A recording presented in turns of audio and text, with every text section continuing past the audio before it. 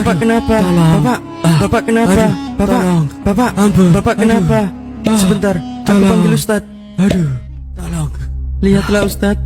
Tolong. Subhanallah. Aduh. Nak, bacakan surat Yasin. Tolong. Mengapa Ustadz?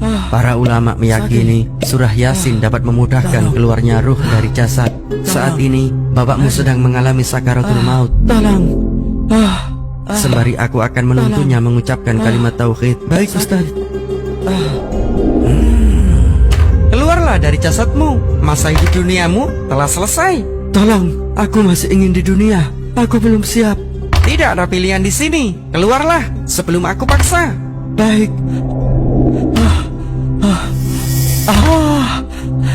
Apa sebenarnya yang kau inginkan? Hah? Aku tidak tahu, tapi jasadku terus menahanku keluar. Bismillahirrahmanirrahim. Yasin wal Qur'anil Hakim. Innaka laminal mursalin. Suara apa itu? Itu suara anakmu yang sedang membacakan Yasin. Jasadku perlahan-lahan telah melepaskanku. Baiklah, ini sudah saatnya. Bersiaplah. Hap. Mari Bapak, ikuti kata-kataku. La ilaha illallah. La. Sekali lagi ya Pak, pelan-pelan. La ilaha ilaha illallah. illallah. Inna lillahi wa inna ilaihi raji'un. Semoga ucapan terakhirmu dapat menuntunmu menuju ridho Allah. Tidak apa-apa nak, bersedihlah, tapi sewajarnya saja, jangan berlebihan. Terima kasih Ustadz. Maka para guru berkata, jika Yasin dibacakan di dekat mayit, maka ia akan diringankan dengan surah Yasin tersebut. Tinggalkan dosa, karena dosa itu termasuk penghalang dari rizki. Innal abda la yuhramur rizq bidzambi yusibuhu. Hamba itu bisa dihalangi dari rizki gara-gara dosa yang dia lakukan. Gara-gara dosa antum kehilangan rizki antum. Kalau antum berpikir rizki itu hanya duit, bukan jemaah. Bisa jadi rizki kita itu 2 rakaat sebelum subuh. Bisa jadi rizki kita itu sholat malam. Sebagian ulama mengatakan gara-gara aku berbuat dosa 4 bulan gak bisa sholat malam.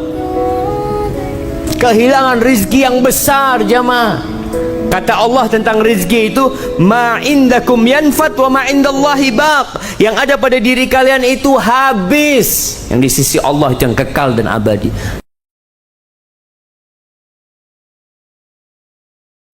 Kalau di antara sahabat yang paling mirip dengan Nabi Muhammad secara wajah adalah Mus'ab bin Umair. Sehingga dalam peperangan yang paling berat bagi kaum muslimin dalam sejarah Nabi, yaitu perang Uhud, ketika kaum muslimin sedang dikepung oleh orang-orang kafir yang waktu itu salah satunya Khalid dan Abu Sufyan, keduanya belum masuk Islam. Mereka mengejar di mana Muhammad. Yang mereka incar cuma satu orang, Muhammad. Mereka ingin membunuh Nabi. Semuanya tertuju di mana Muhammad, di mana Muhammad, di mana Muhammad. Kalau mereka bisa membunuh Nabi, maka selesailah segala urusan. Tiba-tiba muncullah Mus'ab bin Umair, berpenampilan persis seperti Nabi. Dan dia berdiri di depan banyak musuhnya, berharap mereka melihat Mus'ab bin Umair dan mengira dia adalah Muhammad. Dan benar, ternyata ketika mereka melihat Mus'ab bin Umair, mereka mengatakan, itu Muhammad, itu Muhammad. Akhirnya Mus'ab bin Umair diserang oleh sekian banyak musuh, dan akhirnya di dalam tubuh Mus'ab bin Umair ada puluhan bekas sayatan pedang, tombak, dan seterusnya. Maka syahidlah Mus'ab bin Umair, menjelma seolah-olah dia adalah Rasulullah SAW. Di lisannya ketika dia sedang sakit keras, saat dia dibacok rame-rame, dia mengatakan, wa ma Muhammadun illa rasulun qad khalat min qablihi rusul afa immata aw in qutila in qalabtum ala aqabikum. Muhammad itu adalah Rasulullah dan telah diutus kepada kalian sebelumnya rasul-rasul seperti dia.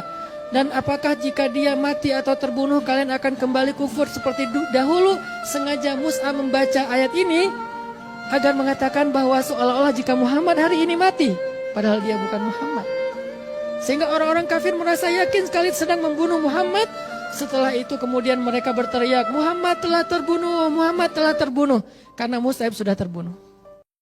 Jika Allah sedang memberikan getaran pada jiwa kita, itu tandanya petunjuk pertama Allah mencintai kita untuk berubah sebelum kita kembali kepada Allah. Allah itu punya sifat sayang luar biasa. Gak akan dibiarkan seorang hamba pulang untuk masuk ke dalam neraka, kecuali memang hambanya yang pengen. Gak ada yang dibiarkan. Selama nyawanya masih ada dalam jasadnya, belum sampai ke kerongkongannya, pasti akan diberi petunjuk. Saya pernah loh di Kalimantan Timur, ada beberapa orang datang kepada saya, bilang, Habib, saya sudah sekitar 2 atau 3 tahun masuk Islam. 2 atau 3 tahun masuk Islam. Saya tanya, Alhamdulillah, kamu sudah menjadi mu'allaf dan kebahagiaan bagi saya. Apa penyebab kamu masuk Islam? Apa jawabannya? Saya pernah melihat instastory Habib di Instagram. Itu yang membuat hati saya berubah. Ingin mengenal kepada Allah. Saya bilang, saya saja lupa apa yang saya dakwahkan. Saya lupa apa yang saya tulis. Tapi bisa merubah seseorang. Karena kita tidak pernah tahu amalia apa yang kita perlakukan, apa yang kita buat, sehingga merubah kehidupan orang. Update, ya, walaupun sebagian di antara kita followersnya cuma 3, ya. Tapi update saja. Siapa tahu dengan dakwah kamu tersebut seseorang memiliki perubahan. Hidupnya berubah, yang tadinya mereka seharusnya menjadi ahli neraka menjadi ahli surga.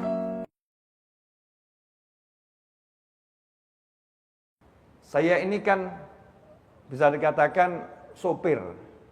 Hidup saya di jalanan. Dan kalau kita masuk satu tempat untuk istirahat, biasanya kan mampir ke toilet. Nah, di toilet ini kalau kita nggak tahu ilmunya, bisa jadi sholat kita nggak ada yang sah itu. Kenapa? Karena biasanya di toilet itu ada ember ditaruh di bawah. Embernya diisi air. Sampingnya ember itu kloset. Coba bayangkan, apa ada orang kemudian buang air seni di kloset, airnya nggak ciprat ke ember. Udah jelas embernya kecil di bawah, di samping kloset. Kemudian setelah itu kita bersuci pakai air itu. Masya Allah, namanya kita bisa menebar najis demi najis. Dan lain sebagainya. Coba kita lihat kondisi toilet itu. Kalau kita punya ilmu aman. Kalau nggak punya ilmu, Masya Allah. Toilet orangnya buang hajat dengan berdiri. Alhamdulillah sampai hari ini saya nggak bisa itu. Kalau di mal-mal atau di toilet-toilet internasional itu kan ada bentuknya agak panjang ke atas gitu ya. Kemudian buka, mohon maaf nih harus dijelaskan. Krek. Ya, berjajar 5 laki-laki itu. Ya. Satu begini, satu begitu ya. Dilarang saling menoleh kan. Masing-masing khusyuk, diam semuanya. Khusyuk. Saya biasanya cuma lewat masuk ke kamar mandi.